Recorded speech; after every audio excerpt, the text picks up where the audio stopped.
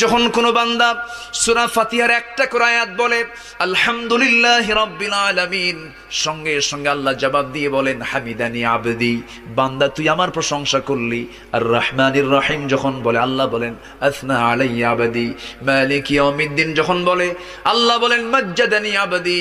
এরপরে যখন বলে ইয়াকা না'বুদু ওয়া ইয়াকা নাস্তাঈন পর্যন্ত যখন বলে আল্লাহ বলেন বান্দারে তুই আমার কাছে কি চাস, প্রাণ খুলে চা রে বান্দা।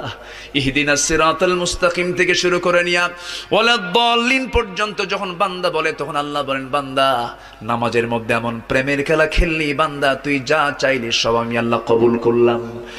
ওই বান্দা যখন রুকুতে যায় আল্লাহ তখন অস্থির হন। ওই বান্দা যখন সিজদায় যাওয়ার জন্য প্রস্তুতি নাই, সমস্ত ফেরেশতাকে ডাক দিয়ে বলেন ও ফেরেশতারা, এই বান্দাগুলো আমাকে দেখলো না, রাসূলকে দেখলো না, কোরআনকে দেখে হাদিসকে বিশ্বাস করে আমাকে খুশি করার জন্য তার সবচেয়ে সম্মানজনক